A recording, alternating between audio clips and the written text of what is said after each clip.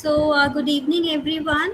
I, Dr. Pallavi Mishra, welcome all of you to the second lecture of this unique series, Exploration of the Potential of Art Science Collaboration. So, in the first lecture, Dr. Arati Kumari, Professor Arati, she had given the introductory lecture about the collaboration, about the relationship between art and science.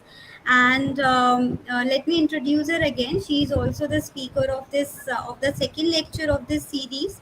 Dr. Arati Kumari, she studied Germanistics at Jawaharlal Nehru University, and she did a PhD also from Jawaharlal Nehru University on the topic of In Search of an Other Theatre with Alfred Jelinek from this Jawaharlal Nehru University as well. And during her PhD, she was the recipient of German Academic Exchange Program Service, which is the DAD scholarship, and she did that part of her PhD at Free University Berlin, Germany, from October 2007 to December 2008.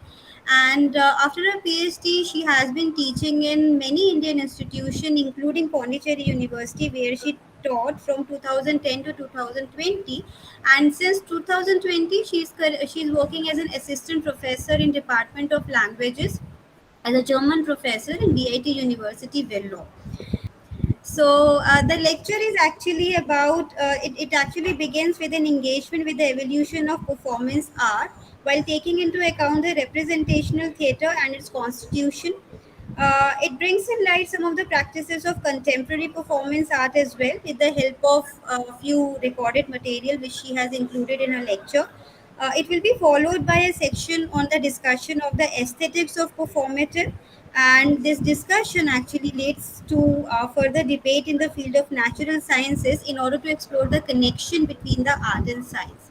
So, having said that, I'm handing over the session to Dr. Aarti to give the lecture on this unique art science collaboration. So, over to you, ma'am. Yeah, thank you very much, Dr. Pallavi.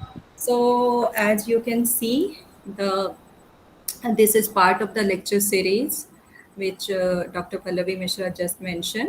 The overall title of our series is Exploration of the Potential of Art Science Collaboration. And today we are having the second lecture in the series. The title of today's lecture is Explaining Aesthetics of Performative in the Field of Natural Sciences. So, in the last lecture, I talked about the interconnectedness between different fields and how it is important to find a way to connect with the subject matter, methodologies, and philosophy of each field. On the other hand, today we are in a time where we are caught up in a bewildering variety of studies.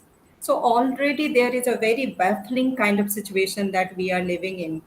And to bring it all to make sense of out of all these different areas of study and varieties and experimental studies, a term has been coined, not exactly coined, it has been given, a term has been given to overall to all these studies. It's called performance.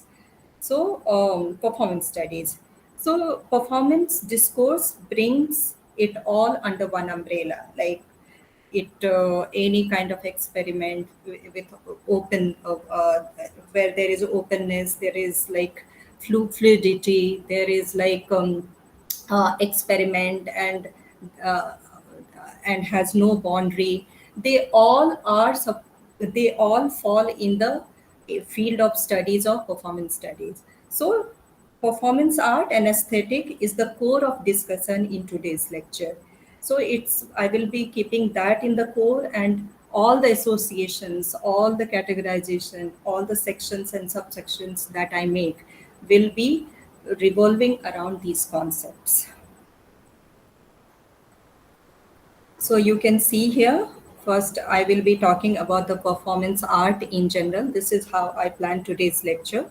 So I'll be talking about the performance art in general and its historical evolution. Second, I will share some video recording of performance art pieces to show performance art in today's context. Third, we will be talking about the aesthetics of performance art on the basis of Erika Fischer-Liste's theory on the aesthetics of performative.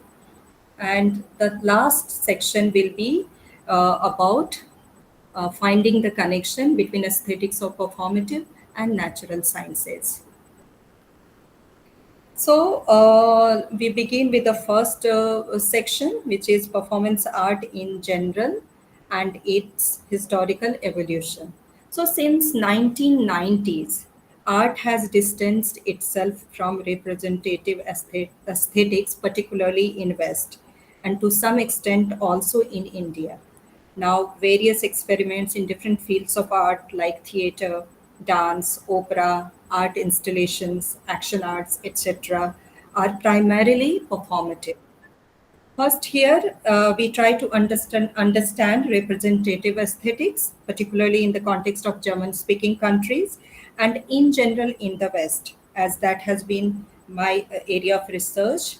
But from this, we can draw some conclusion about theater in India as well, because the proscenium theater in India in the last century has evolved under Western influence. So my reference point, but basically will be primarily theater in my engagement with the aesthetics, uh, aesthetics of the representational theater, aesthetics of the performance art. So in 18th and 19th centuries, the representative theatre, which based itself on the literary dramas, flourished in West. Actors in the representative theatres were supposed to bring into expression feeling, mental state, thought process, etc. of a dramatic figure at and with their bodies. This kind of theater attempted to abolish the tension between the phenomenal body of the actor and her presentation of a role figure in favor of the representation. So it was almost like your real body, your phenomenal body, your body as it lives. It, almost it disappeared, and you were looking like the fictive person that you were trying to present. So that was the characteristic of the representational theater. So human body becomes phenomenal if it is not just a thing or an objective body, but a body of seeing and seen, touching or touched, uh, in contrast to the objective body. And the distinction between phenomenal body and objective body can be understood this way.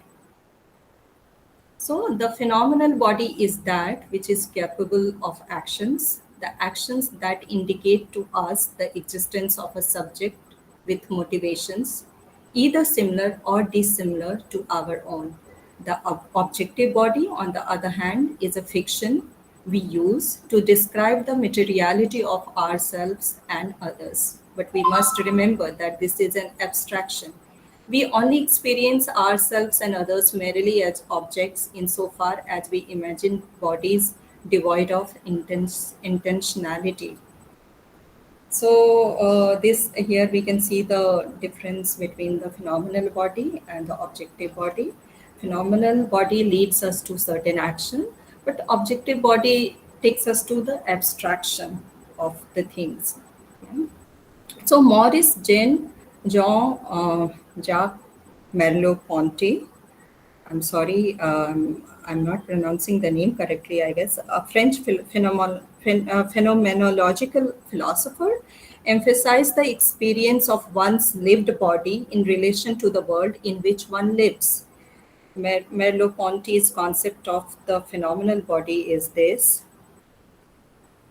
no matter whether our intentions coincide with someone else's or not, we still conceive of the actions of others as meaningful, regardless of any particular meaning they might have.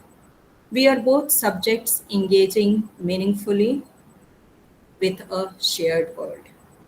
So, in the context of Merleau-Ponty's philosophy, individual meaning about anything is not a connecting point between different human beings. However, meaning derived from individual action in a shared world holds meaning. In representative theater, it was literary fictive meaning that needed to be mediated through action, through theater. So, whether we talk about the representative aesthetics or we talk about the um, later we'll come to performative aesthetics. In both the context, it's not that the meaning is completely done away with, but from where the meaning is derived.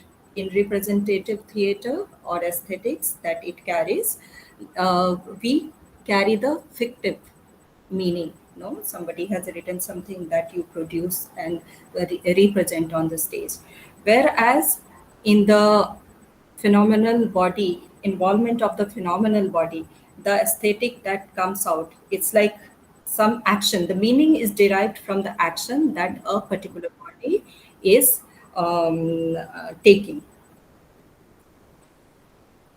So, whereas Merleau-Ponty dismisses intentionality of a person, which is rooted in an objective body and can lead us to abstract production of individual meaning, representative theater uses that characteristic of human body to create drama on the stage.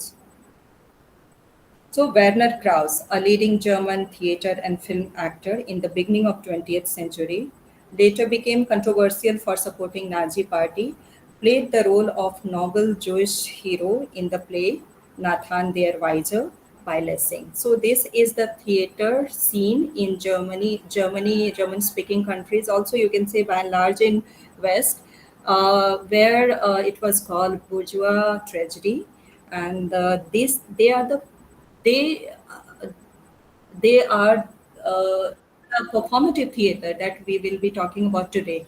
It just comes up in contrast, like in opposition to this kind of theater. So Lessing was the founder of bourgeois tragedy, and sensitivity was the most essential element of this kind of theater.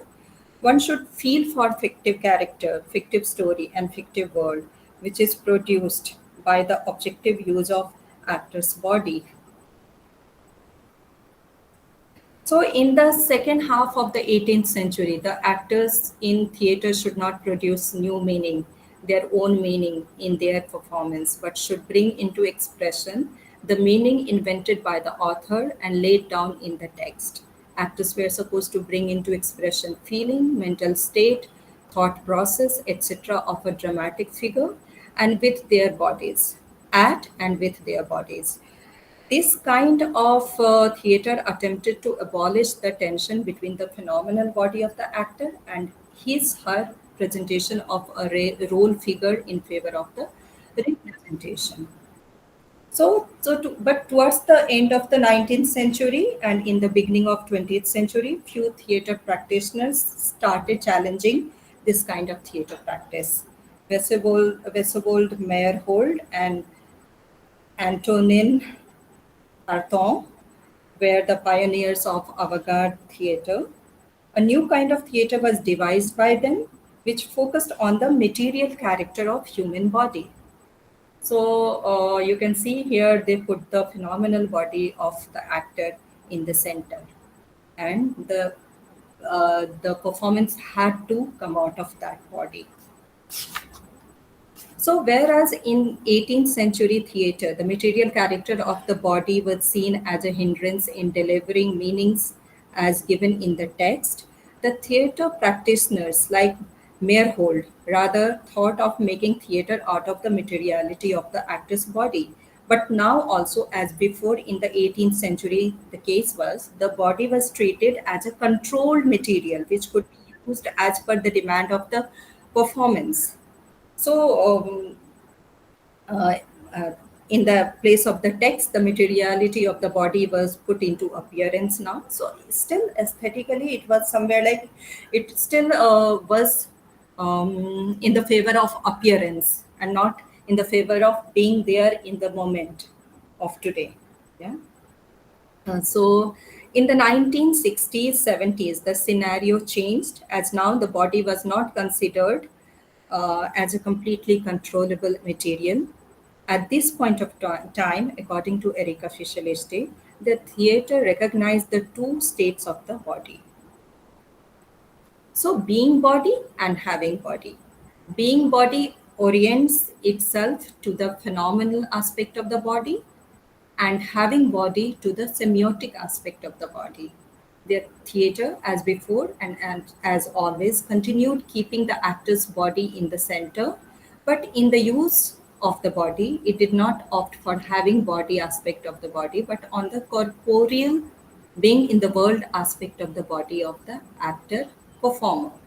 So she gives these terms like earlier, whereas you were having body, now the focus was on being body, living body. Yeah. So, whereas the theatre practice, which bases itself on the literature, is termed as representative theatre, theatre that bases itself on the materiality of body of the actor is termed as performative theatre. Let's try to understand here performance representation in the context of art. So, the practice of performance art is distinguished in strict sense from representational art. Performative theater does not base itself on fictional reality, rather, it is self referential. Yeah? Whereas representative theater allows one to believe in a place elsewhere evoked by the stage. This self referential function of the performative art sends one back to the real action, to a situation considered as liminal by Erika Fischer-Liste, that is to say, transitional, which takes place in an act of presentation, taking priority over the representative function of the event. So, performance dismantles the stable system of meanings and representation. Yeah, it focuses on the action, and it's not about the intention, it's about the action that one takes. Yeah. So, while defining performance in the context of art, Carlson says that Marvin Carlson says that performance art bases itself upon the physical presence of trained or skilled human beings whose demonstration of their skills is the performance. Since performance bases itself on the articulation of body or self, Carlson states that individual body is in the center of performance art. So it's and we have talked about it above also. So according to Richard Schechner, who was also who is a leading person in leading scholar and practitioner of the performance art, and also he's contributed to its theory. So, a painting takes place in the physical object, a novel takes place in the words, but a performance takes place as action, interaction, and relation. Action, interaction, and relation, which Schechner places in the center of a performance, are also central points of Erika Fischer-Liste's Aesthetics of Performative. Before we engage with her Aesthetics of Performative, let's get familiar with the terms performance, performative, and performativity, all interwoven in this particular statement by Fischer-Liste.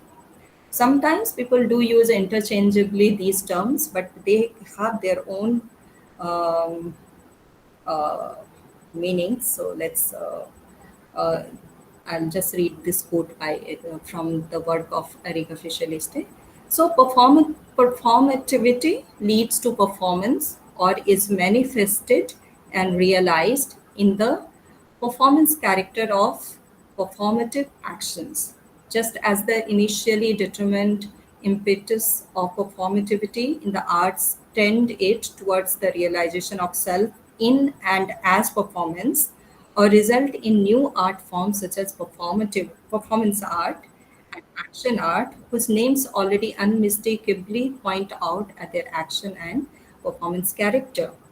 Going by Fischer-Liste's line of argument, we can derive this conclusion that first of all, there is a concept of performativity, which leads to performance. Something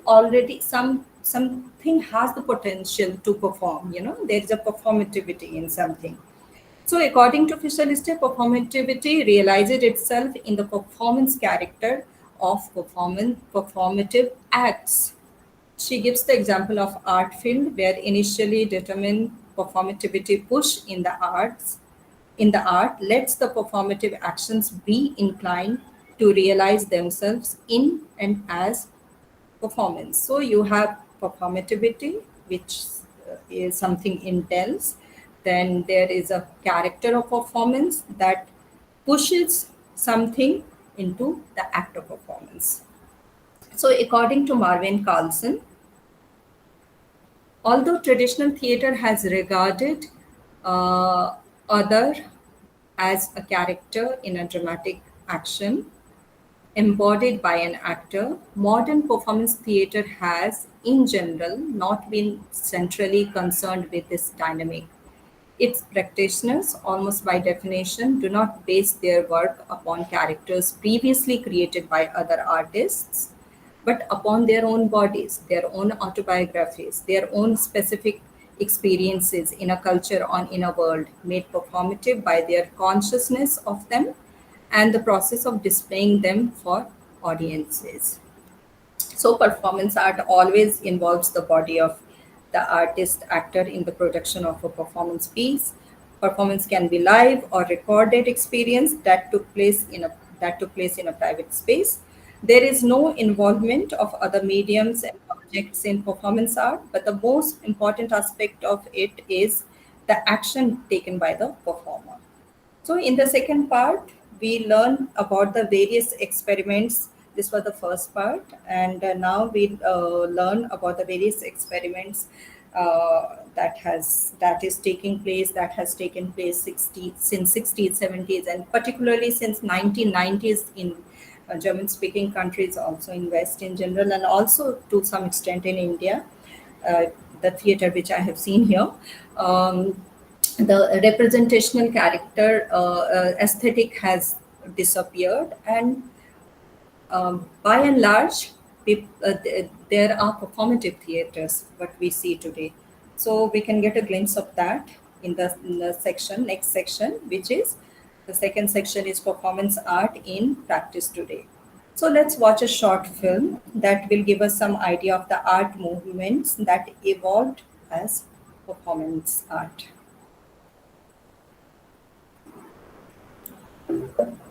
These are wooden cubes by the artist Rashid Areen. Now let's add a live element. Suddenly the structure becomes animated, producing unsettling and shifting interactions between the artwork, the space, and the participant. When this happens, we say the work has a performative aspect. This is a film about the mercurial, unpredictable, and unsettling world of performance and the performative, and how these terms have come to reframe our understanding of art.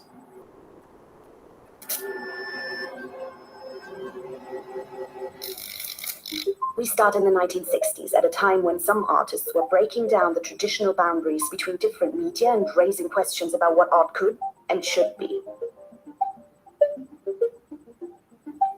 These artists wanted to make life's unpredictable and changing nature the subject and material of their work. They believed that art, which incorporated a life element, reflected the modern condition better than a static painting or sculpture. They also wanted to make art that could not be easily bought or sold. The term performance came to define an artwork that had a live element and was witnessed by an audience. But as performance took root, people began to see that paintings and sculptures could have performative aspects too, like Jackson Pollock's action paintings and Rashid Areen's cubes. In fact, it seemed that much of contemporary art had a performative aspect. Soon people were not asking what is performance, they were asking what isn't performance. But here's the thing. Performance is not a medium, not like painting and sculpture. It's not about what it is made of. It is a tool used by artists to raise questions about how art relates to us and the wider social world. And while it often involves an element of live action or an audience, it doesn't necessarily have to. It can just as easily ask those questions through a photograph or a document that have performative aspects. This photograph depicts the artist Mona Hatoum performing an action in which she walked barefoot through the streets of Brixton, dragging behind her a pair of Doc Martens boots attached to her ankles. The theme the artist was raising through performance, about the vulnerability of the marginalized to instruments of surveillance and state control is conveyed with a static image. This document outlines a concept called the Flux Olympiad. It was conceived by the artist George Machulis. He wanted to instill art into every part of life, even sport, but he was also subversive. So he invented games like football on stilts and the flipper race. He died in 1978 without ever realizing the work. But in 2008, 30 years after his death, Tate used the artist's instructions as a score to stage the Flux Olympiad. Sometimes it takes that long for life to catch up with art. Performance operates in the gap between art and life, connecting us to both. It is a living, shape-shifting, often hard-to-define entity that is there to make sense of our changing world and to include us into art's frame. It is why Robert Rauschenberg described it as art that refuses to settle.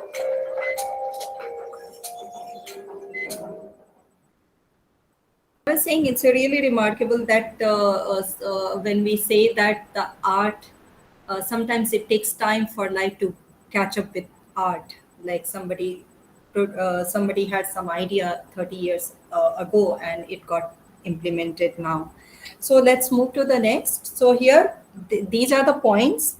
There are points regarding performance art that we can derive from this film. So, the performance art is about shifting, unsettling experiences between the artwork and the space. It focuses on making life unpredictable and changing, and it's changing in nature. So, art incorporates life element. Art incorporating life element reflects moral condition better than painting and sculpture. Art that cannot be easily bought and sold. Performance is a medium for artists to ask questions that relate to wider social world. I don't know what was it. Something is missing there. I think it's about it's like being in the stage of fluidity and not fixing it. Yeah. So maybe this is what I took as a point. And also one more point which is missing here is that performance age fills the gap between art and life. It comes in that middle space. Okay. So performance art, which is shifting and unsettling in nature, can be seen in painting, sculpture, and also in literary works, like which are written for performance in theater. So today, as we heard in the film we watched just now, there is no art form that is not performative. So is it with theater? Like let's have a look at this video recording of a play by Elfriede Jelinek, the author on whose work I did my PhD. So,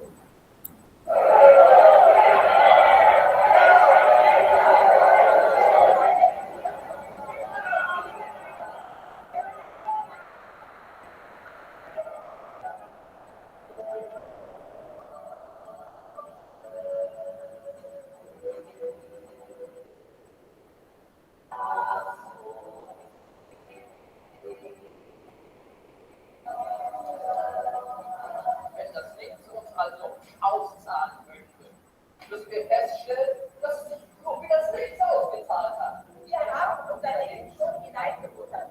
Wir haben jahrzehntelang auf unser Leben verzichtet und gespart, damit wir diese Papiere kaufen konnten. Und jetzt das, ja, es könnte aufgewertet werden.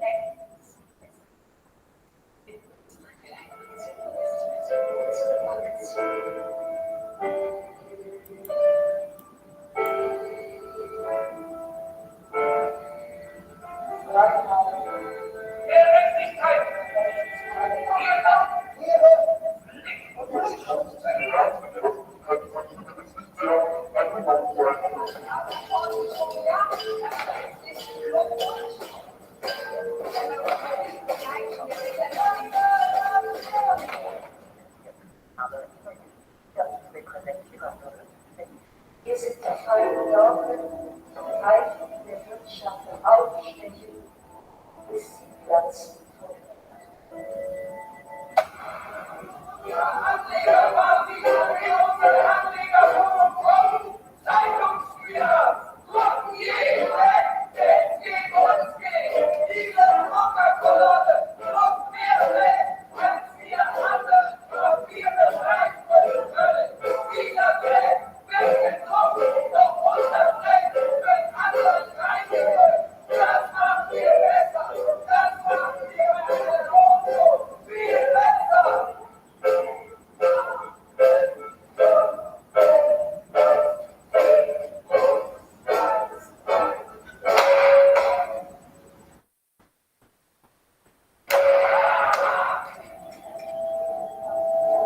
Ja, haben wir Geld? Nein, das schon ganz woanders verbracht. Einen schönen Bonus dafür kassiert. Den hätten wir uns doch nicht nehmen lassen. Sie können es glauben, Sie können es auch nicht glauben.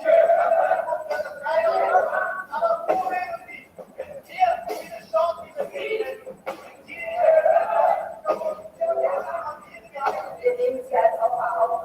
Sie müssen sich nicht eigen bedanken. Also, solche Opfer sind zwar nicht wert, diese Opfer waren schon verstoßen, bevor sie sich haben konnten.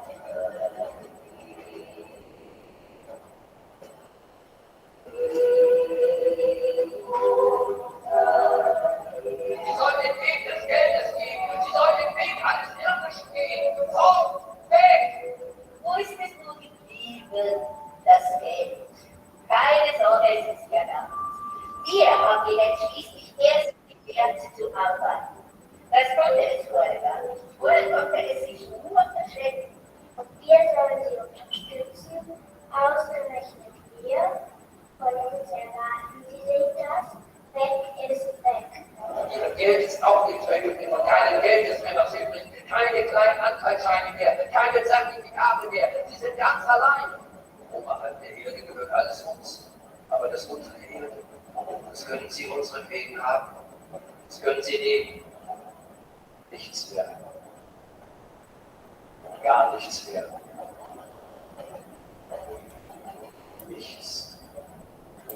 Okay, so it will be really interesting if you have something to add up to this performance and how do you perceive it. But this is a really, you can see the earlier film that we saw, that was more about the action arts, painting, sculpting, and other kinds of arts. But this is theater.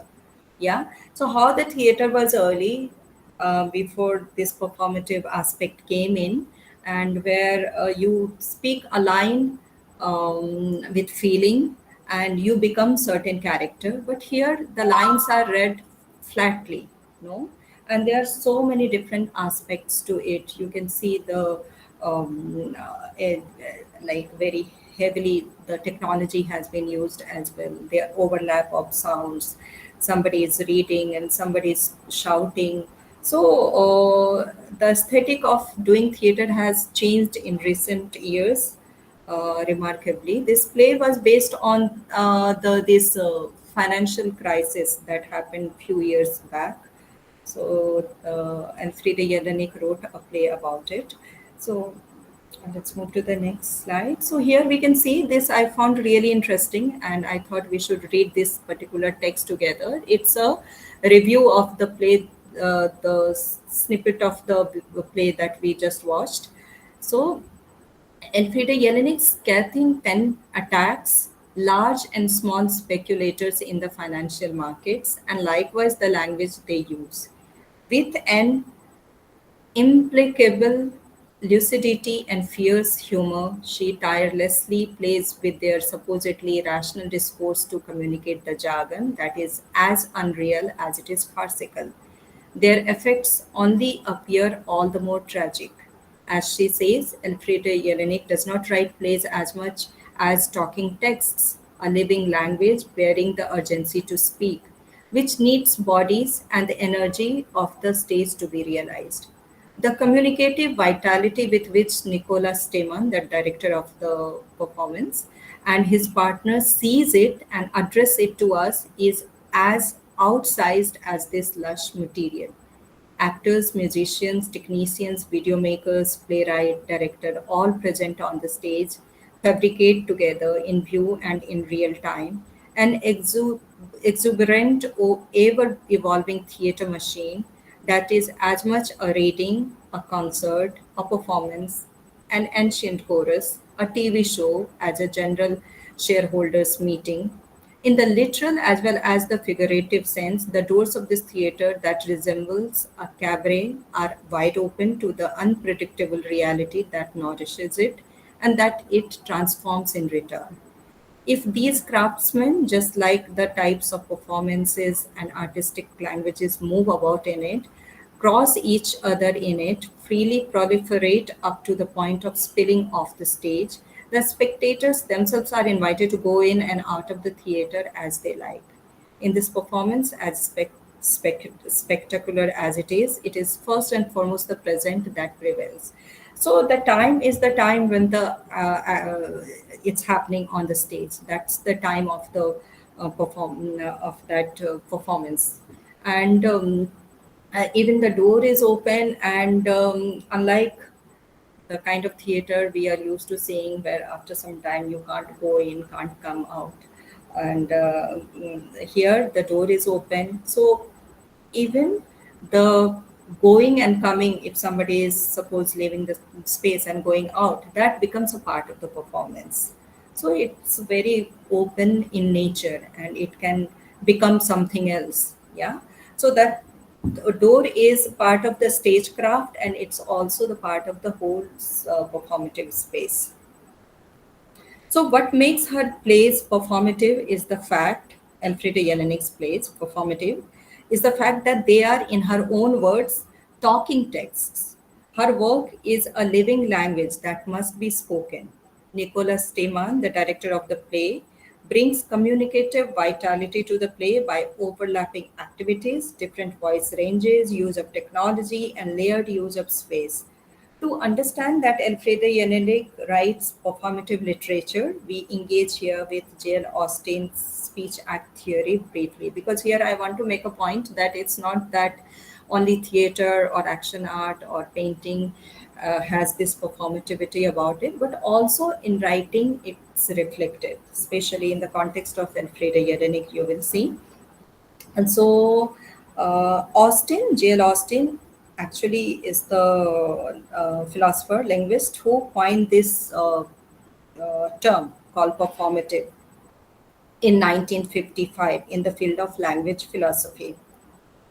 So, Austin's theory revolves around utterances, where he asserts that the linguistic expressions are not only a medium to describe the facts or to claim a fact, as has been the case in the pure science, but with a linguistic expression, an action can also be executed. It is the whole speech situation that needs to be taken into the consideration as one speaks. So there is a kind of performativity about it. Like you can see that he is saying that when you say something, it doesn't need it's not only to describe things. When you say something, maybe it directs one towards certain action. Yeah. So Elfriede Jelinek's writes takes a lot from the living, living idioms, jargons, and the what people use in a particular field, like maybe in the market, in a financial finance sector, and those, according to her, those things are needed to be spoken on the stage. Yeah. So the performativity about her writing is that she is not writing in a representational manner, but in a very present, situates it in the present. Okay. So, Elfriede Jelinek's language consists of jargons, discourses, terminologies, very much living in given context. Therefore, she insists that her theater writings are talking texts and must be spoken. So, one of Jelinek's early writings, Bucolit, published in 1979 as audio novel, is a literary multimedia show that borrows language from advertising world and culture industry and pop art of that time, from Roy Black to Patrice Lumumba till Beatles. The book consists of antique mythology, trivial novels, animated film, comics, and horror tips. And so this is being mentioned here to make us aware how not only performance art, that is action art, art installation, painting, sculpting, theater performance, uh, are bringing new aesthetics to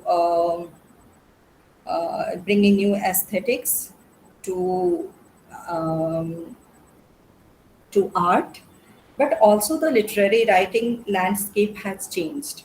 No, but of course, at the same time, I must say that Elfriede Jelinek is one of the most experimental writers of our time. So below here, I share with you a snippet from a piece of performance art, A Deeper Fried Jam, directed and performed by Maya Rao in 2002 in various Indian cities. So now let's shift to the Indian context. And here also, this performance culture is changing, and you can see it in this performance by Maya Rao. Actually, I'm a dancer.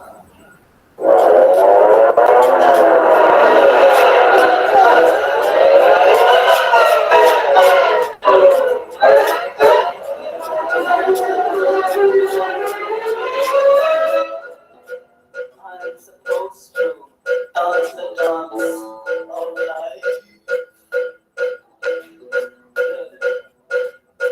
To live one hand to the other. To let go.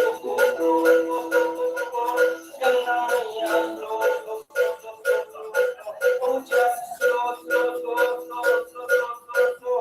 From the top of the mountain to the bottom of the sea, I let it go. And what I think it do is up to my imagination. That's my God and the dancer. So let it go. To hold my hand out there and let it go.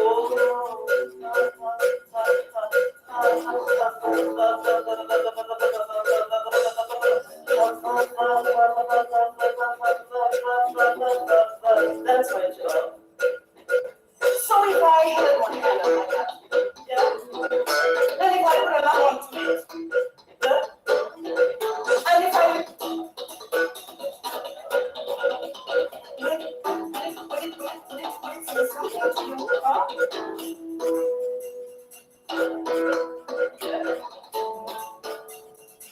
and then if I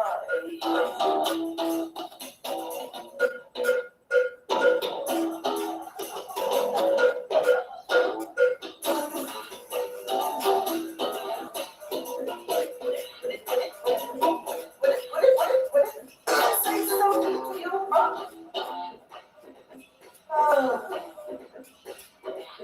so with my eye stuck to the wall and my knee stuck to its point and my hip stuck to its hair and my nerve stuck to its blood and my nails stuck to the toe and my lips to my head and my brain to myself. And that's my job. I'm a dancer. And once more that lesson was over. So basically, I wanted to say that you can see that again here in her particular piece, performance piece, the performance is happening on her body. One thing. Second thing is you can see the skill that she is demonstrating, and later you also see the use of media, intermedial. Like in the later part of the performance, you see only her feet movement, and through the use of media. So it's again a very one innovation that you see in the performance field. So it's a deeper fried jam is the name of this performance piece, and it's a socio-political cabaret that weaves funky live music, dance, action, song, and video projection. So, so now let's move to this. So looking at the major shift in the art field today, Erika Fischer-Liste proposed aesthetics of, you can see that how many experiments are happening all over. So looking at this, Erika Fischer-Liste proposed a um, aesthetics of performative. No? So on the basis of various theories and practices in the field of performance studies, performance art, Erika Fischer-Liste a German theoretician, devises her theory of aesthetics of performative, which comprises of the aspects of stage planning and elements of theater performance, which will be discussed in two parts below. So, staging strategies of performative theater and elements of performative uh, performative theater or performative art, we can say that, and elements of performative theater or performative art. Yeah. So, in conventional theater, there is concept of stage planning, which is replaced by Erika Fischer-Liste with stage strategies. So you can see here. So performance art and stage strategies. So here you have the components of the performative theater. We can also say art. So these are the different components: role reversal, community, touch, and liveness.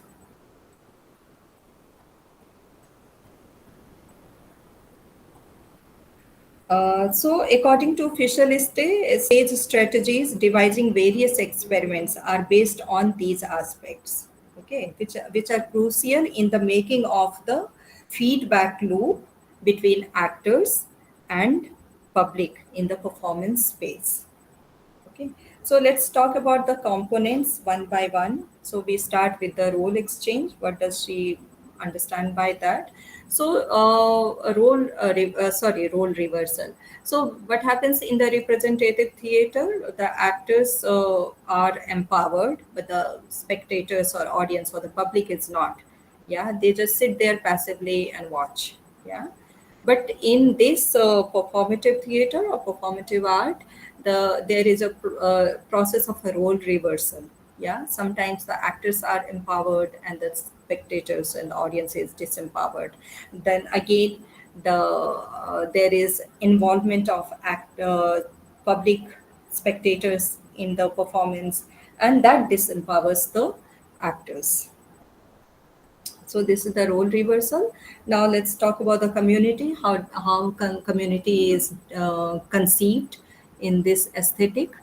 For the production of feedback loop, Erika Fisher Liste talks about the feedback loop between actors and the um, spectators. So, for the production of that feedback loop, a theater performance must appear as a phenomenon, yeah, which is based on the aesthetic, connected directly with the social and political context.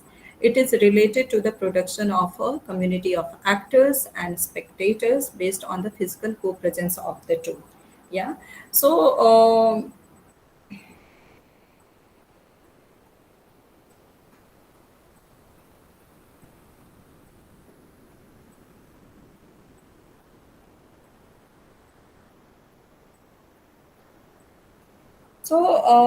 important here is the creation of the feedback loop, no, between the actors and the spectators, which is actually a natural phenomenon, but in theater it is produced. Yeah, creation of feedback loop. I will just elaborate this point. So to make a performance appear as a phenomenon, one must engage with the phenomenal body of the actors as well as spectators. So she is talking about, Erika Fisher List is saying that in the theater you have to form a community for the, even if it's for momentary, for a short time. But how it can happen if they are co-present, both actors and spectators are co-present, and both participate in the action, then it can happen. And at the same time, she is saying, though in theater it is produced, but it should appear as a phenomena. So, how will it appear as a phenomena? If you involve the phenomenon body. And what is phenomenal body? The body which is live, which is there in the present. Okay. So that both the actors and the spectators, they should come out of this having body to being body. That is when this feedback loop can be created. At the same time, however, it is also important that the performance should also have a direct social and cultural context. okay, in order to make it a community. So the co-presence of actors and spectators are one aspect. Other aspect is it should connect to the social and political context of a given society. So this is one aspect. Now let's move to the community. Let's move to the next one, which is liveness. So today we are in an era where we say that everything is live. No, something is mediatized and we call it live. So today it's an era of medialization, and no event in the public field of art, politics, ceremonies, inauguration can do without the transmission of the same on the TV to reach 2 million public. So we confronts today a new contrast.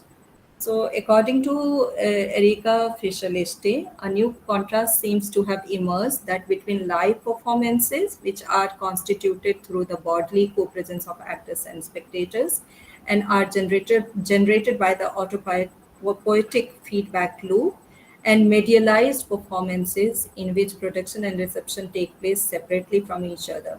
The feedback loop is disabled. So basically, she said both are live, like when you are doing something through media, that's also live, and what is happening uh, uh, in the presence of like through the body of the actors, that's also live. But in the medialized live, it is the feedback loop is not there, whereas in this performative performances there is a feedback loop between the actors and spectators.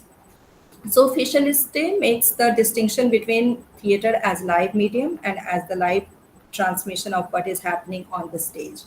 Both are live presentation. However, in the way we are constituted of out of physical co-presence of actors and spectators, the feedback loop between actors and spectators play an important role.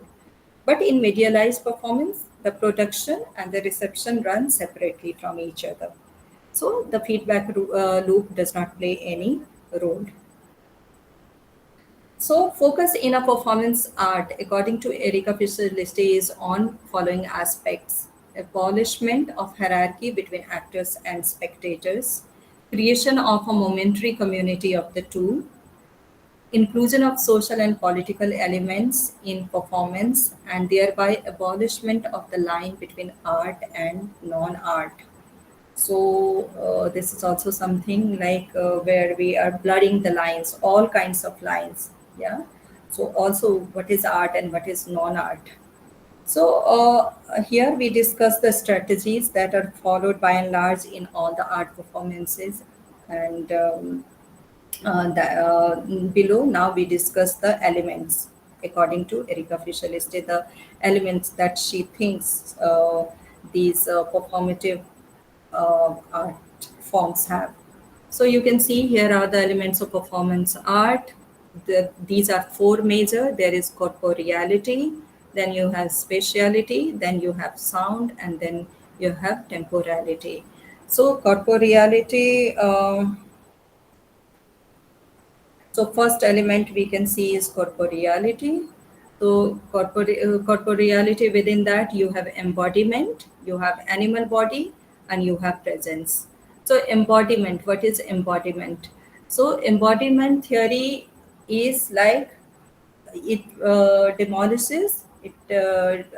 abolishes this separation between body and mind, and one encourages one or asks one to conceive and perceive everything through body.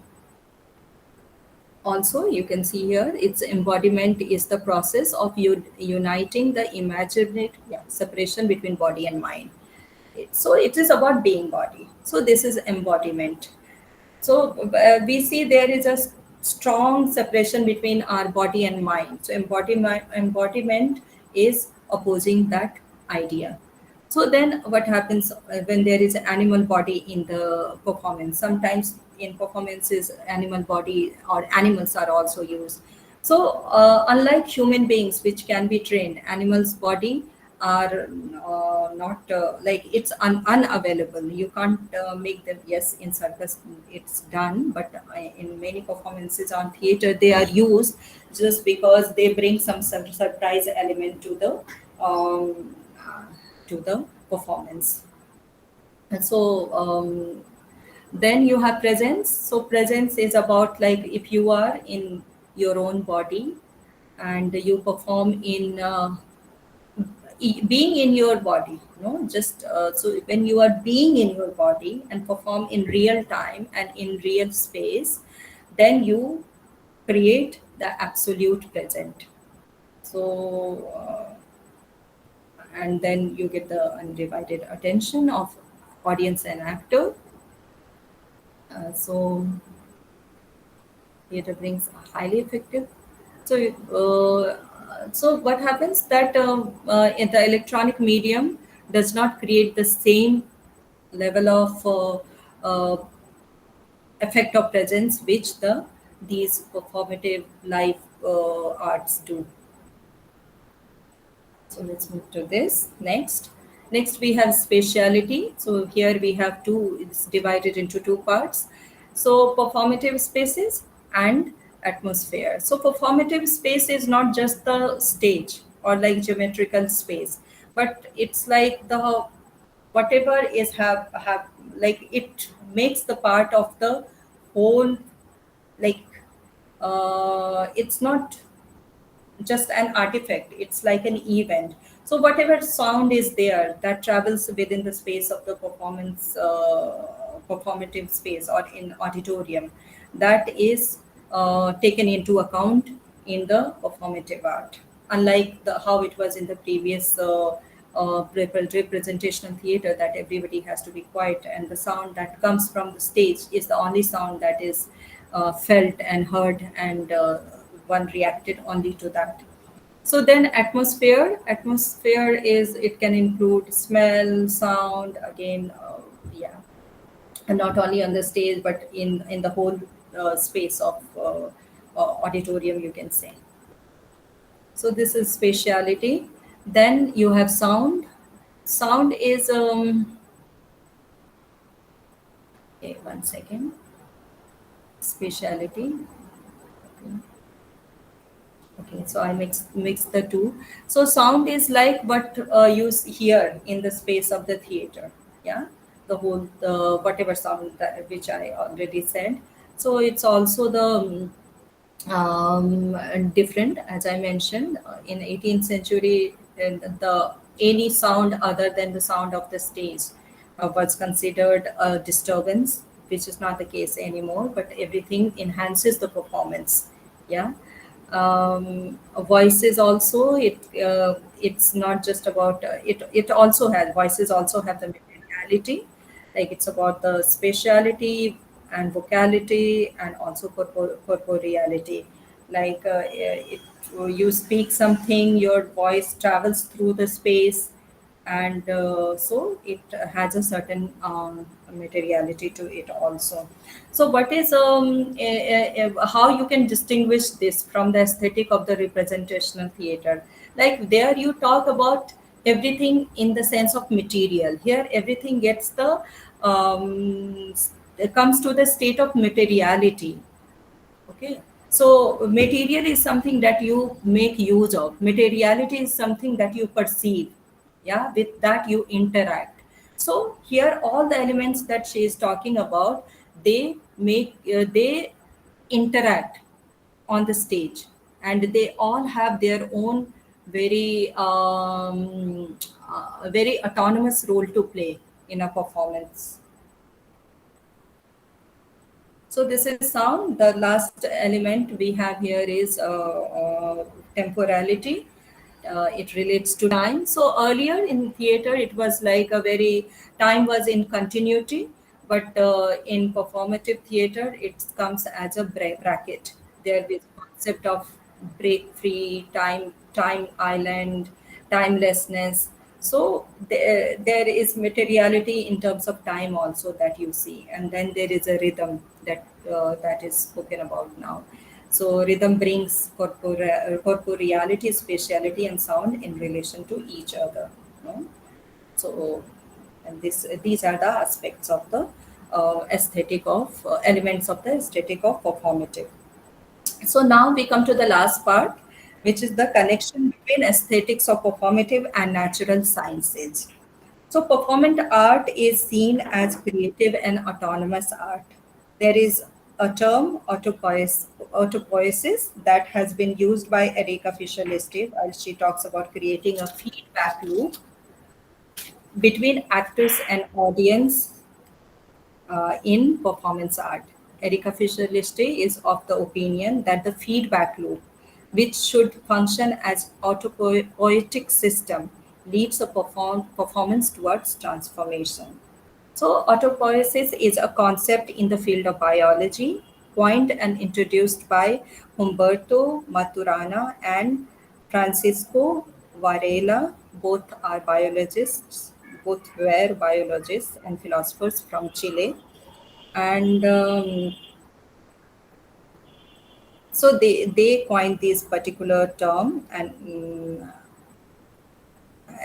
in order to recognize the invariant features of the living systems around which the natural selection operates. So, Maturana and Varela, the two biologists from Chile, they were together looking for a word that would by itself convey the central feature of the organization of the living, that was autonomy. He wrote in the introduction of a book mentioned below that he was discussing this an essay on this particular novel, Don Quixote de la Mancha, which is a very iconic classical novel and most widely translated in several languages from the 17th century.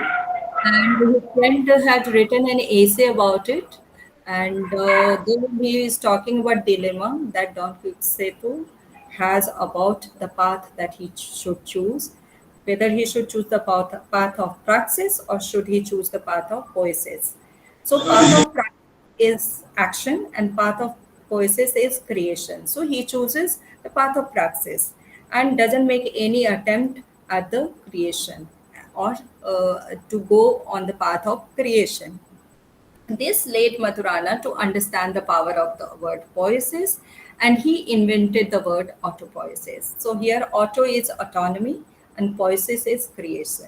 So that is something which is like something the concept says that autonomy and creation, it defines both the term together in one word. Yeah. So this he came up with this word in 1970s to describe the process of self-generation and self-maintenance in living cellular organisms. So this was a word without a history, and according to Maturana, it could directly mean what takes place in the dynamic of the autonomy proper to living systems. In Maturana's view, it is poiesis that takes place in the dynamic of autonomy. That is the central feature of living systems. So, though this term, autopoiesis, originated in the field of theoretical biology, however, it has spread far beyond its field of origin, diffusing widely across the fields of humanities and social sciences. An example, wide uses of the term is reference of this term, this term autopoiesis by Erika Fischer-Liste in the context of aesthetics of performative. In fact, in the same work, autopoiesis, poiesis, and recognition, the realization of the living, which is a theoretical book in the field of biology, Maturana says in the introduction that the concept of biases in the autopoiesis in the context of society and ethics he talks about this particular term, though and this term is he coined for his own particular field, but at the same time, a part of the book also, in a part of the book, he also deals with society and ethics. And he says that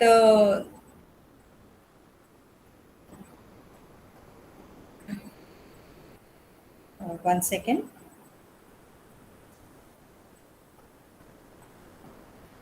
So he talks about the concept of autopoiesis in the context of society and ethics, and that helps us in finding a that helps in finding a correlation between living systems, formation of a society, and the idea of production of society in a performance as phenomena by Erika Fischer-Liste, while she suggests that the momentary society created in a performance must operate according to the principle of the autopoietic system. So, what I'm trying to say is that in this particular book, he also relates this concept with the society and ethics. So, but it's this term is used in the nature's scheme of thing. And Erika Fischer-Liste, she also wants to the feedback loop that gets created between actor and the spectator should be as a phenomena. So that's the reason why she suggests that it should be the what is created, the feedback loop should work according to the autopoietic system. So we will try to understand this autopoietic system here. So let's engage with this. Also in the context of what he says about society ethics and ethics. Maturana, I mean. So while speaking about autopoiesis in the context of society and ethics, Maturana links social system to autopoietic system as he finds social system being constituted through the participation of living systems in general and human beings in particular.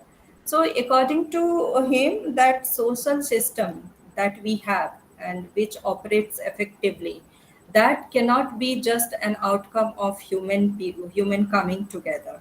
There is also some living system. There is a living system and there is a human system. They come together and that makes the social system which is effective. So he does not view a social system simply as an outcome of human being coming together, but there is something more at work here that contributes to a set of people coming together and forming a social system, and that is the living systems. Yeah. So what is living systems? So living systems are units which are self-referring in nature because of the circularity of living systems organization. The circularity maintains a living system's condition of being a unit of interactions. The functional significance of the organization of living systems is only in relation to the maintenance of its circularity. So Maturana says that there is a kind of prediction which a circular organization implies, that once an interaction takes place, that interaction will take place again.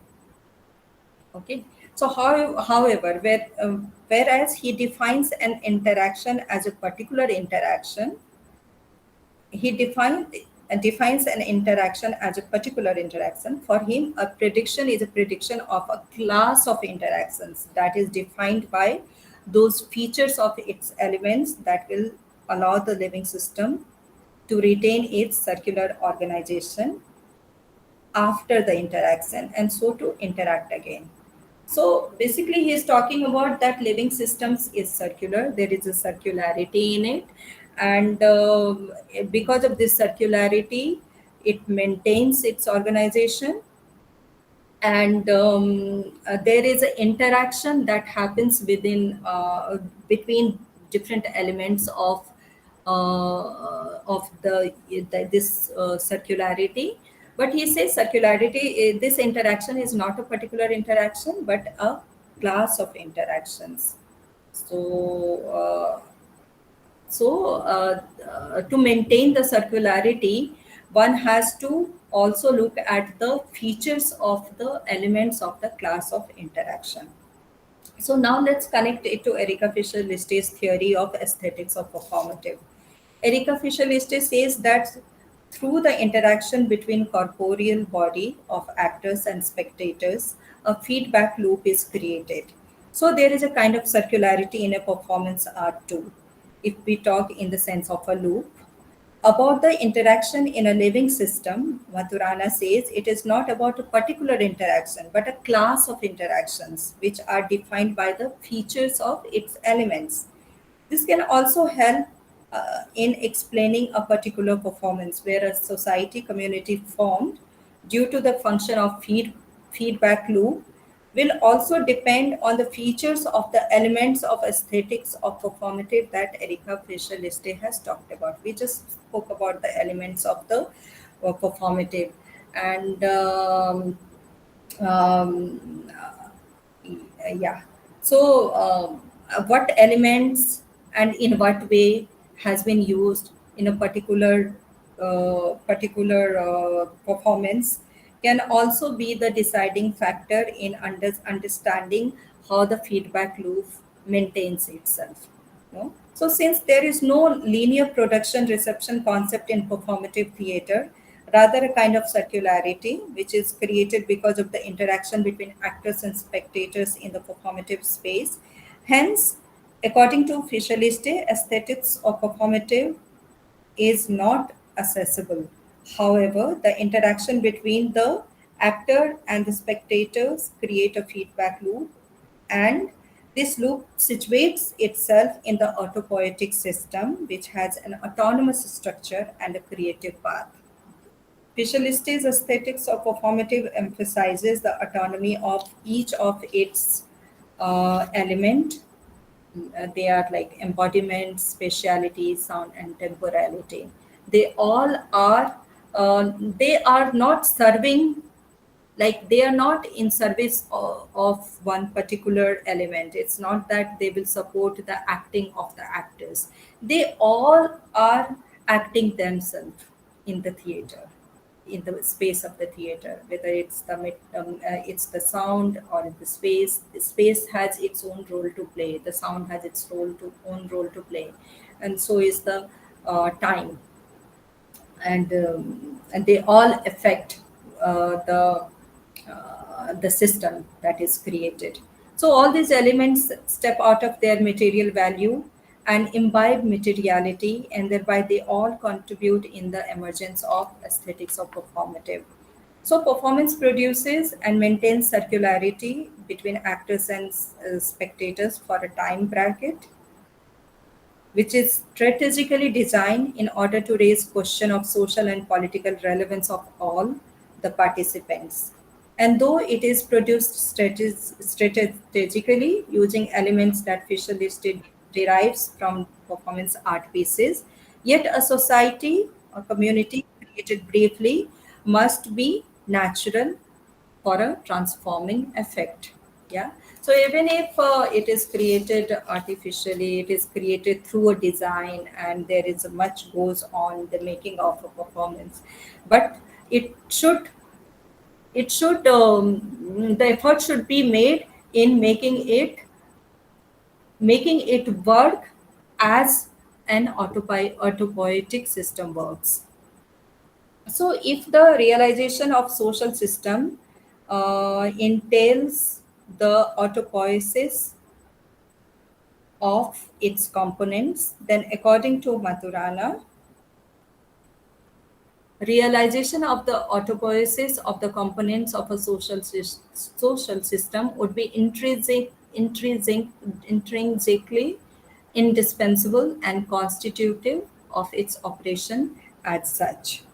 If the autopoiesis of the component of a natural social system are not involved in its constitution, because the relations that define a system as a social do not entail them, then the autopoiesis of the components would be intrinsically dispensable. So you see, autopoiesis means autonomy and creation. He says that it is very core to the sustainability of a particular system, and the its realization only gives more stability to the circularity or to the interaction that happens between the elements of a particular living system. So, in the context of aesthetics of performative, we can derive 2 points from it. First, in a performance, when a society is produced, it should also include natural social system. Natural social system can be included if the system created and individuals who are part of it are autonomous in the creation of the system. From this, we can derive the conclusion that nature is about autonomy and creation. Let's go now to the beginning, where we try to understand performance theory, which is a turning point in the field of art, as it breaks the notion of linearity, structure, definition, and wholeness, as complexity science and chaos theory do in the field of natural science by challenging classical science. So, in theater has been challenging classical theater science. Natural science has also been challenging classical science. So, what is the classical science? You see, it works in a closed system, ignores emerging properties, is based on reductionism. So it works on the premise, the classical science works on the premise that whatever exists now has existed from the beginning of the time and will continue to exist as it is. So um, essentially, the philosophy of the classical science or Newtonian science is simplicity. According to this science, the complexity of the world, which is apparent, can be dealt by analyzing the simplest component of a phenomenon. Once it is done, then the evolution of the phenomenon is perfectly regular, reversible, and predictable, and the knowledge gathered in this process is a mere reflection of the pre existing order. Okay. So, scientific evolution has regularity, reversibility, and predictability in classical sense. So, so the knowledge has no dimension and is a reflection of the pre-existing order. According to Francis Heligan, Paul Cilius, and Carlos Gershenson, the elements of the Newtonian ontology are matter, the absolute space, and time in which that matter moves, and the forces or natural laws that govern movement. No other fundamental categories of being, such as mind, life, organization, or purpose, are acknowledged. They are at most to be seen as epiphenomena, as particular arrangements of particles in space and time. So, like in classical theater, which is scripted, here it reference from making theater a place for any emergent, which is scripted, and that's why it reference from making theater a place for any emergent phenomena.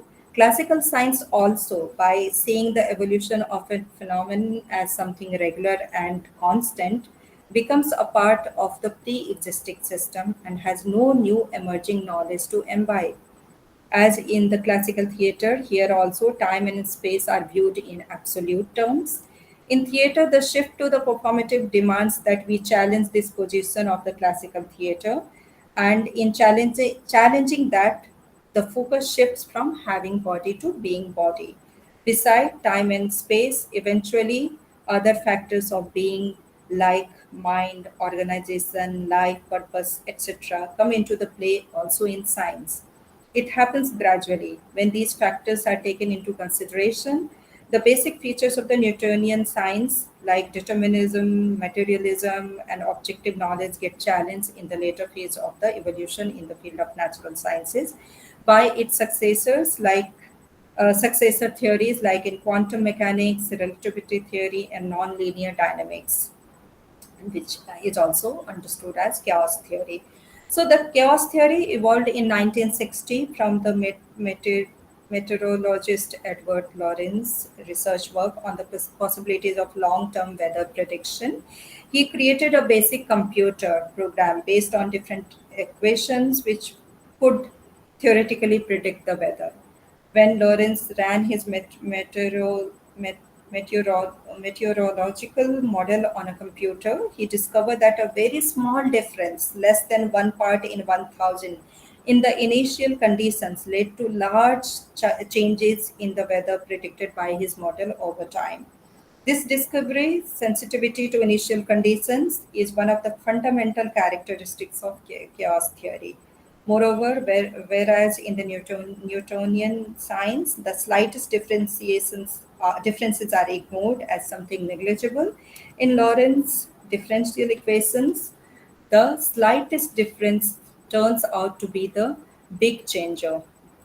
So, chaos theory focuses on the qualitative study of unstable, aperiodic behavior in deterministic, nonlinear, dynamic, dynamical systems. Systems are deterministic on one hand, and therefore their behavior is not so random. Still, because of instability, aperiodicity, and sensitivity to initial conditions, the behavior of chaotic system is not predictable, even though it is deterministic. So, though a chaotic system appears to behave normally, randomly, however, there is always a sense of order and pattern in it. Now you compare it to the unsettling ideas, fluidity, openness in the field of performance studies. You will find the similarity in the way thought systems are building up in both the fields. Liminality, transition, the threshold are important concepts in the field of performance studies, and this finds strong resonance with James Gleick's snowflakes model. Gleick found creative process in the disorderly behavior of the chaos theory and defined chaos as such. The heart of the new snowflake model is the essence of chaos, a delicate balance between forces of stability and forces of instability, a powerful interplay of forces on atomic scales and forces on everyday scales. So, in the aesthetic of performative, transgression and transition are very important. Boundaries will be the threshold in the performance art, which does not allow separation, rather, they connect one with the other. Whereas the boundary is bound to the law, the threshold is bound to the magic, whereas the boundary is seen as linear to the which excludes this or that at the dividing line. The threshold is in between space in which everything possible can take place. Whereas the boundary presumes a clear separation, the threshold presents a place of possibility, strength, and transformation. However, Erika Fisher-Liste is of the view that both boundary and threshold are matters of perception. What appears as boundary to one can be the threshold for the other one, and that invites one to transgress it. So she argues that in the act of transgression, the boundary is used as threshold. The boundary which is used as threshold by one can be experienced as boundary by others. The boundary transgression aims at transforming the boundaries into thresholds and thereby the art of transition, art of crossing the threshold. So this was the end of my presentation. Thank you very much. I'm sorry, I think I took a lot of time. Yeah, is it okay? I think we have time to discuss. Yeah, thank you, Aarti ma'am, for an informative lecture. I thoroughly enjoyed it, and in a nutshell, if I say, like, I mean, you started with the performance theory, you started with the explanation of performance theory, I guess, and what exactly is performative art, which laymen like me, actually, I'm from science background, I'm not from this background, so I don't know much about performative art. I just knew that it might, I mean, it must be an art executed by the artist, like you through performance and all, but you beautifully actually explained what exactly is performative art through various videos, through various recorded materials, and then you went on to the evolution of performative arts as well, evolution of performative, and then you explained about the different features of performative and different elements of performative art as well. And then, having explained all these things, you beautifully explained the role of performative in the concept, one of the beautiful concept of natural sciences, namely autopoiesis, which is unity in a system. So you gave the similarities, you interlinked the similarities of autopoiesis, I guess. I mean, if I'm pronouncing it correctly, autopoiesis, and this natural sciences, and you talked about classical science also, and then my uh, light opened. Okay, now classical science, and also you talked about classical science and classical theater also. So that you talked about all the relationship between these two, and how can we actually utilize those similarities, utilize that relationship. You talked about chaos theory very beautifully. So thank you, ma'am, thank you so much for such an informative lecture.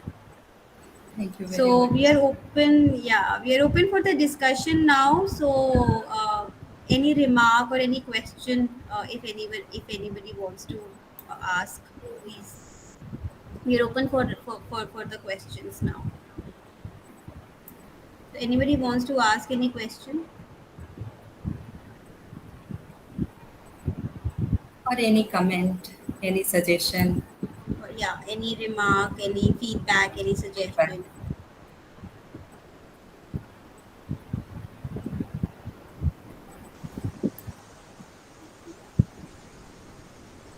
Yeah, this is Sanjay here. Yes, hi Sanjay. Yeah, thank you. I thoroughly enjoyed this talk. Actually, I missed the first one. I'm happy that at least I could join today. And I'm really happy that VIT is interested in this kind of collaboration, this kind of interaction between the field of science and art, which is very noble. In fact, I was thinking about this French philosopher, Michel Serres. Okay. Michel Serres is very critical of this um, academic idea of separating science and arts. And so he says that our universities are producing two kinds of imbeciles. He says that two kinds of populations who are imbeciles, the literary and the scientific. The literary people are cultivated, but they are ignorant. I'm just translating from French. There may be different Okay. Yeah. terms for that. And the other one is scientific. And the scientific people are knowledgeable. They uses the word savant, but uncultivated. And he is very annoyed with this. He says that, like, particularly with humanities people, that they should also know about science. They should also engage with the people in the field of science, just as the science people should also be interested in arts and humanities. So Yes. I really like this idea. And yes, also when you discussed Arto, that he gave this theory of theater of cruelty. Yes. So where the body maximum should be exploited in theater, because in classical theater then body is the movement and all kinds of manifestations related to body are minimized, like in theater of Racine in 17th century. So characters are not supposed to eat and drink, for example, because that is related to body. So it is uh, related to grotesque. The sublime is the soul. So there Yes. should be in the theater no reflection of body in the classical theater, which was this was broken by Victor Hugo, for example, in French theater, and Shakespeare had always been breaking it since 16th century. But that also I like this idea. And then uh, when you last, I think the last part when you were discussing that I was again thinking of Michel Serres, that he says that who is the man? Man is the one who makes errors, who makes mistakes, and he compares man with a spider. Spider is always perfect. When spider makes a web, it is always perfect. When a bird makes a nest, bird is always perfect. But human beings are not perfect. So that is the advantage. When you are not perfect, you make mistakes, and innovation comes through your mistakes. Then only you can do something new. And the same, I think, applies in the field of science also, where people make mistakes, and out of their mistakes, they find something new. Otherwise, the same pattern will keep on going. Yes. So I'm very happy that you talked about all these and this kind of interaction between humanities and science must be encouraged. And I'm really thankful to VIT and all the organizers who organize this kind of talks. Thank you very much. I really liked your talk. Thank you very much for Thank your you so much. appreciation.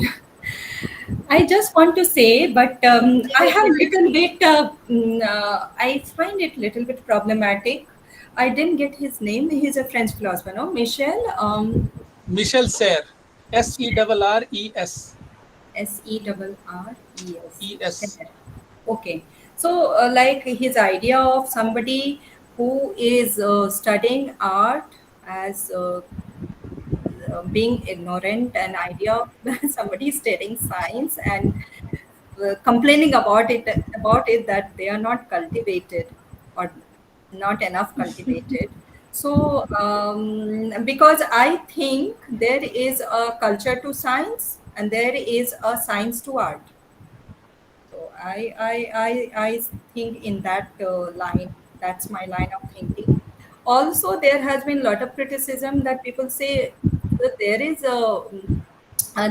art, no, there is engagement with art related activities in science. Like there will be a song, there will be a performance, there will be soft use of art by the people who are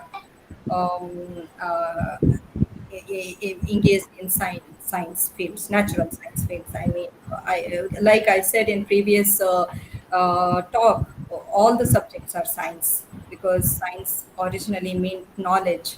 So whatever gives you knowledge is science. So it's about understanding the seriousness. Like at certain level, we all should be uh, knowing, like we do in school, elementary science, some basic science up to grade 10th we do. But later this complete separation and deviation from all other fields, that maybe is create some kind of lack, I think. So we need to the fault also lies in how things have been separated. It's not individual fault, it's not just the fault of us, it's how the system has been created. And I think we need to we need to work on bridging those gaps and making, as I said in the last talk, that we need to be more liberal, both art as well as science fields, to learn from each other, to understand each other, and to maybe find the commonalities and go ahead together when you think you can. Or if you think you can't, there is something that is on the that is to learn. We should make an effort to learn, even if that's my view. Absolutely. I would just like to add one thing. My name is Paramita, and I basically have nothing to do with academics. Well, what I really like about this, I really, really like the topic of the lecture. I think it's very interesting. I think it's something that we should uh, talk about and collaborate on now, because I think the one thing that we should take from science, everybody, even those of us who are in arts or the performance arts, is scientific thinking. That I think we have a lack of right now.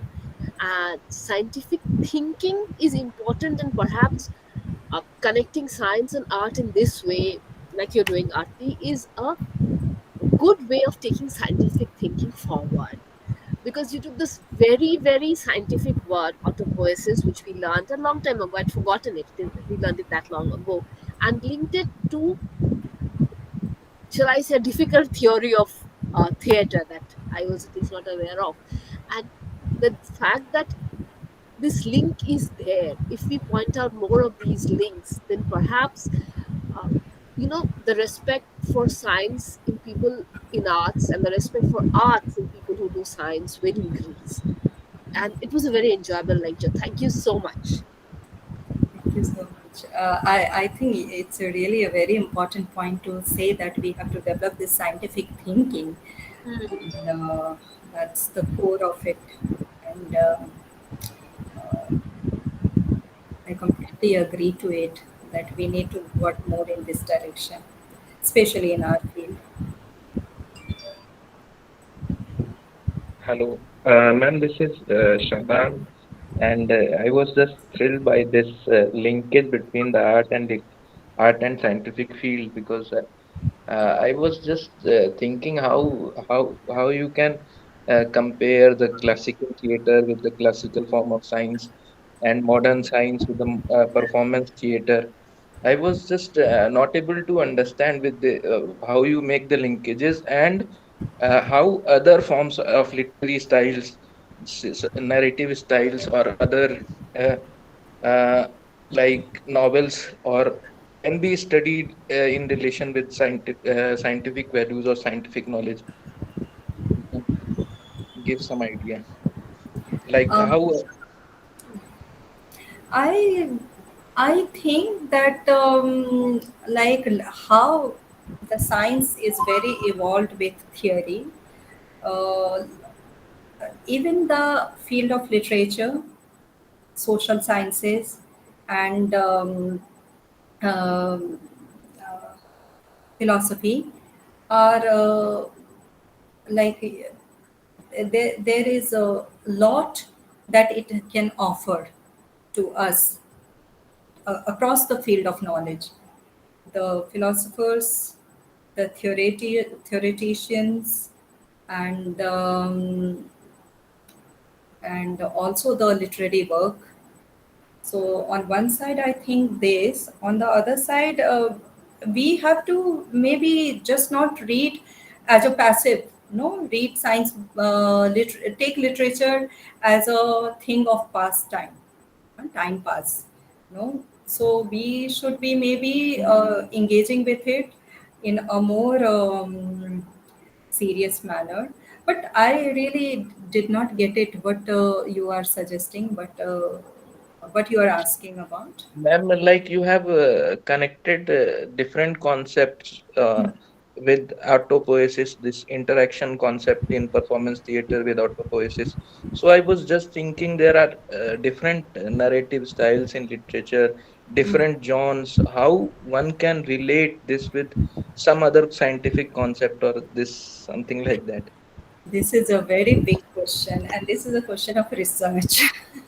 And I think definitely, if one goes deeper into this interdisciplinarity, or and then from there we can really find some similarities. Because I was reading a lot about performance theory, and then what I discovered that not only there is a parallel movement in all the fields. It's not just literature. Something similar was happening in science, something similar was happening in philosophy, so overall how the society is moving, it's the political, social, cultural context. In that, what kind of mindset is developing, you will see that in how the particular disciplines are evolving parallelly. So there is aspect of as I spoke about this chaos theory, and in fact maybe we have a plan to go ahead. Probably in the time to come we will try to do more in such a series, or maybe in some other form as workshop or something. In my PhD, I have used science very almost in every chapter. I have written 5 chapters. Almost every chapter has science theories. I have talked about the chemistry, some chemical. I forgot the term. I need to go back to it because these are heavy terms for me. Even if I'm reading things, still it takes time for me to get accustomed to it. So I have almost every chapter uses some science theory or some architecture related theory, because when I spoke about the materiality of the space, no, what is the difference between the classical theater and the theater now is that where earlier everything was a matter, matter. Then now it has become materiality. Earlier it was space. Now, like you saw it, the element of the theater performative theater, it is speciality. So how does it change? What is the difference between these two terms? Matter is like something that you can make use of, you can own it, you can make use of it. Materiality is the characteristic of that particular thing, be it be it a space, be it the body. So what happens when there is a materiality aspect of materiality, then but you cannot own it, you can perceive it, and you have to interact with it. So I think by and large all the fields are moving in this direction. So to answer to your questions, we'll have to do we need to get back to the um, we need to, Origin of yeah, go more systematically. It can't be a loose talk. I can just name few theories. Maybe yes, that's what I feel. But I think it's very important. Maybe you can read some philosophers, some German and French philosophers. There are few philosophers, and but again, it's like talking in the just throwing stone in the dark. So I think we need to do it because we are. I think it's a first step. So, what the question you are asking, maybe we need to take that into account and we need to work on it. So, yes, uh, London? Yeah.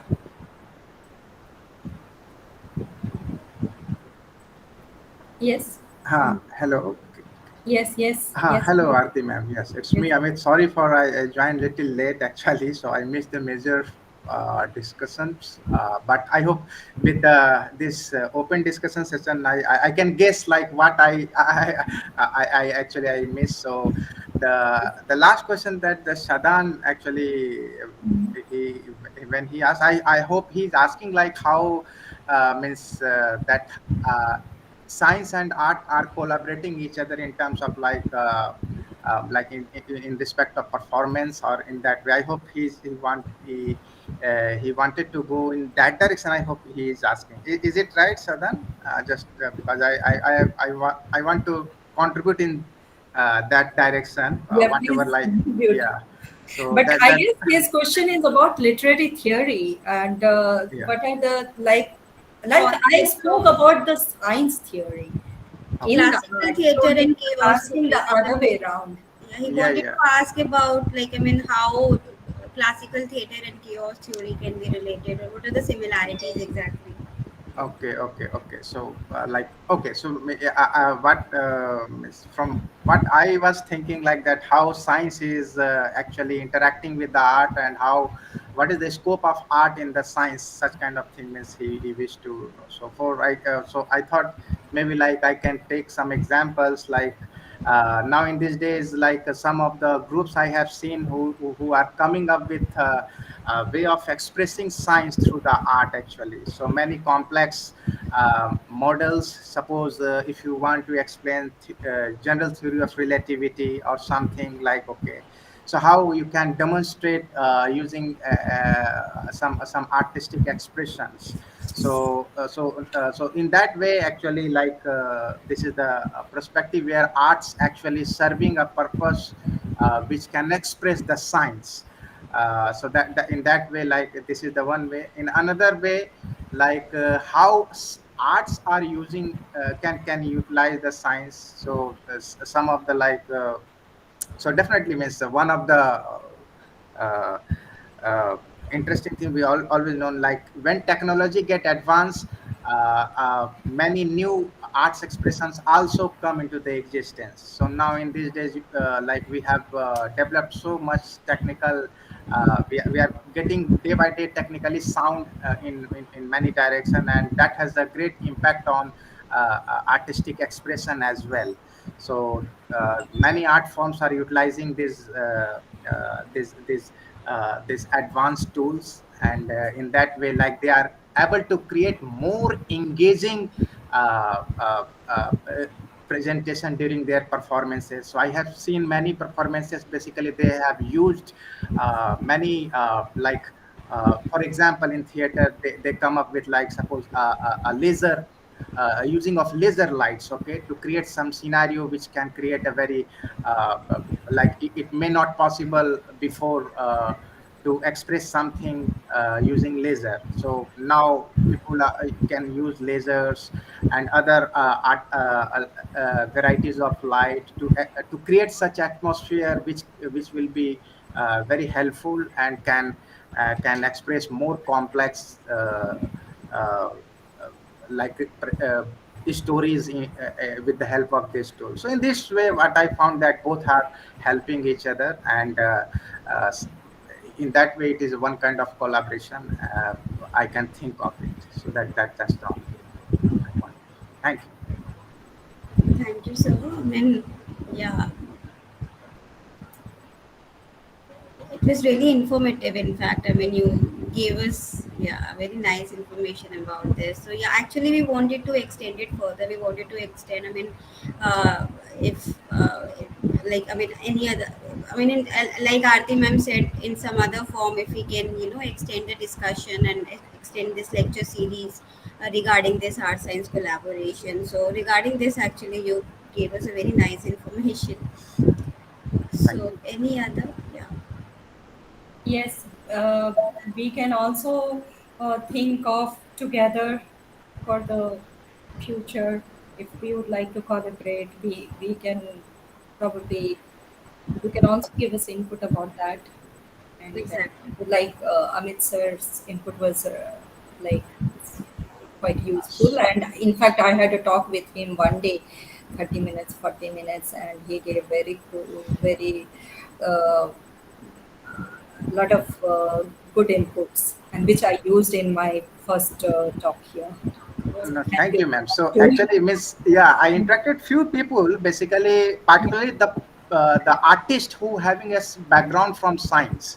So generally, when I interact and I try to inquire about like their background and what is the impact of their background on their current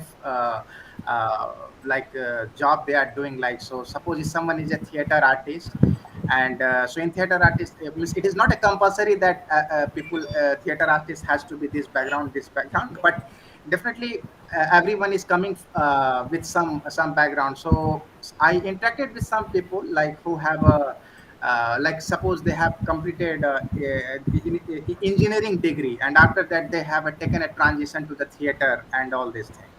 So I just means curiously I asked them like what is the uh, uh, impact they or what is the role of their science and all these things. Is this science is really helping them to in any sense of their artistic expression or something.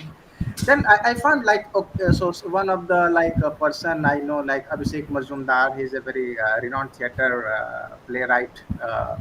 So he's from so he used a very like he is a fond of mathematics, and while constructing his playwright actually he take an attempt and he enjoy like he become very logical while constructing the characters and all these things. So he said that yeah, in mathematics, you see, this whole mathematics is based on logics, and when I form any structure or something, I have a similar attitude towards the during the creation and all these things. So in some sense, these things are interlinked actually. So in that sense, like what I believe, like yeah, so there is a lot of connection we can find. Okay, so if you are if anything, if we are creating anything which is logical to any one of us, there is a science behind that. Exactly. Okay. Yeah. Yeah. Thank you so much, sir, for your feedback, for your inputs. Uh, any other, or I think everybody is getting late for the dinner. All right. So Okay, so with this, we come to the end of this lecture, this talk, and I invite all of you again to the third lecture of the series, which is going to happen on 1st November, which is Wednesday from 11 a.m. to 1 p.m. So I'm requesting your presence there as well. So please do join the next lecture as well. Can So you, with this, I thank all of you. Pallavi ma'am, can you just share the title of the next lecture? Yeah. The title of the the title of the third lecture is Interplay of Nature and Numbers. So it will be primarily between the relationship of nature and the numbers, and it will be given by the speaker of this talk is Dr. Ranveer Singh. He's an assistant professor in computer science and engineering. He's currently working in IIT Indore. So so the third talk will be given by him on 1st November, 11 a.m. to 1 p.m. Yeah. So So he's from science background. First two talks are actually from Dr. Arti. She's from art background, and she was telling the role of science and art. And now the next two lectures will be from the people who are from science background, and they will be talking about the role of art and science. and this was a deviation. All our lectures will be during daytime, no? 11 to 1. Today was a deviation, but all next two lectures will be on daytime only from 11 a.m. to 1 p.m. So thank you. I thank all of you once again, and thanks everyone who gave the input suggestions also. So thank you so much.